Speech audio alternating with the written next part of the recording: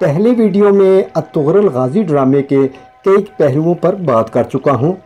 آج وہ چھپا ہوا فارمولہ بتاؤں گا جو ان اسلامی ہیروز نے لگاتار کامیابیاں حاصل کرنے کے لیے استعمال کیا تھا، اور آپ نے وہ فارمولہ کیسے استعمال کرنا ہے تاکہ آپ بھی لگاتار کامیابیاں حاصل کرتے رہیں۔ تو سب سے پہلے الطغرل غازی کون تھا؟ ایک مرتبہ محمود غزنوی نے سلجوق قبیلے کے سردار سے پوچھا کہ اگر مجھے تیری مدد کی ضرورت پڑے تو کتنے آدمی پیش کر سکتے ہو؟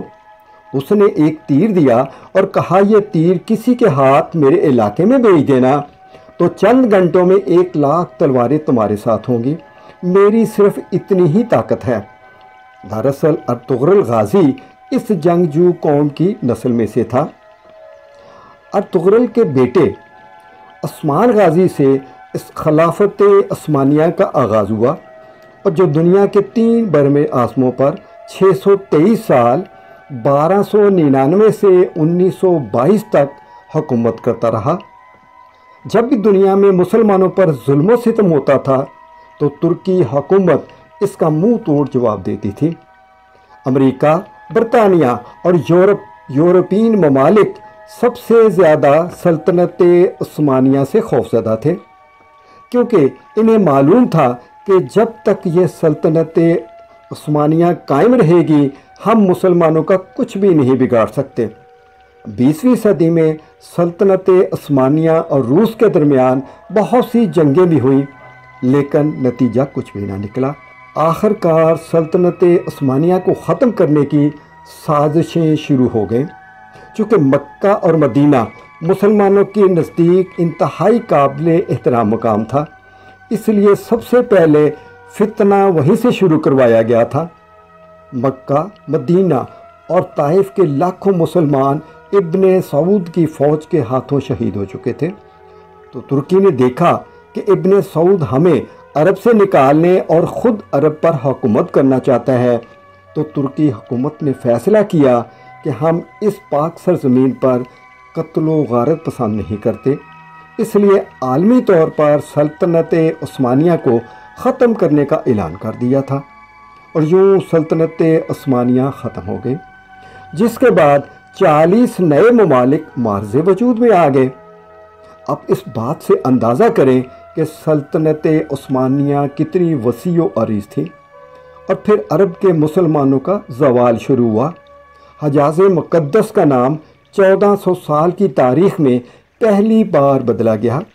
ابن سعود نے حجاز مقدس کا نام اپنے نام پر سعودیہ رکھ دیا۔ اب بات کرتے ہیں الطغرل غازی کے اقوال زیریں کے۔ سب سے پہلا، مجھے موت سے ڈر نہیں لگتا، لیکن میری وہ آخری سانس میرے لیے حرام ہوگی جس سے پہلے میں ہتھیار ڈال دوں۔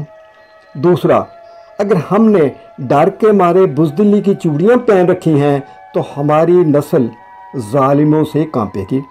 تیسرا، ہم غازی بنیں گے یا شہید، ہماری تلواروں کی جھنکاریں ہزاروں سال تک سنائی دیں گی۔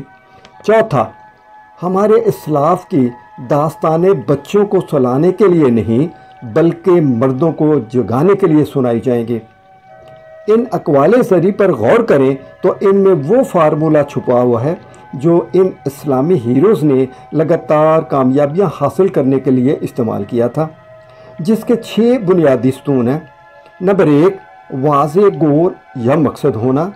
نمبر 2، خود کلامی۔ نمبر 3، یقین۔ نمبر 4، کیفیت۔ نمبر 5، عمل۔ اور نمبر 6، حتمی نتیجہ۔ تو گول کیا ہے؟ آپ کیا بننا چاہتے ہیں؟ کہاں جانا چاہتے ہیں؟ کیا کرنا چاہتے ہیں؟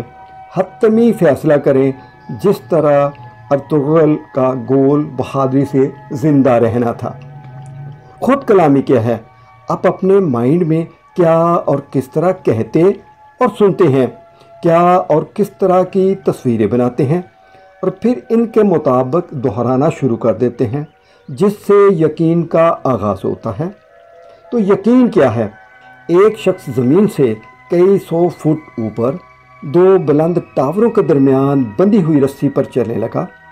وہ آہستہ آہستہ ہاتھوں میں لمبی چھڑی سے तवाज़न कायम रखते हुए चल रहा था।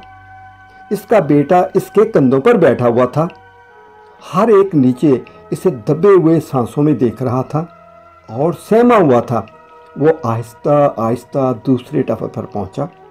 सब ने तालियां बजाईं, सीटियां बजाईं और उसका खैर मकदम किया। इसने मजमा से पूछा, क्या आप सबके ख्याल में मैं वापस जा सकता हूँ? हजूम ने कहा, हाँ हाँ बिल्कुल आप जा सकते हैं। उसने पूछा, क्या तुम मुझ पर भरोसा करते हो? और उन्होंने कहा, हाँ हाँ हम आप पर शर्त लगाने के लिए भी तैयार हैं।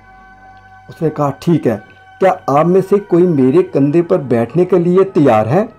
मैं उसको बहफाजत दूसरी तरफ ले जाऊंगा। हर कोई खामोश हो गया और सर नीचे कर लिए। उसने फिर आवाज़ दी, आप में से कोई है जो मेरे कंधे पर बैठे?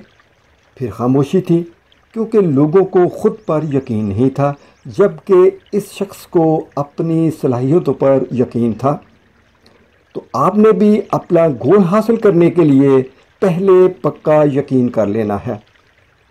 कैफियत क्या होती है? जब आपका यकीन पुख्ता हो जाता है तो आपके जिस्म और ब्रेन में लाखों न्यूरॉन मुतहरिक होकर जिस्म में ख़ास कैफियत पैदा कर देते हैं। इनको फीलिंग भी कहते हैं, जो फ़र्द को मोटिवेट करके अमल के लिए तैयार कर देती हैं। और याद रखें, अमल से हमेशा नतीजा पैदा होता है।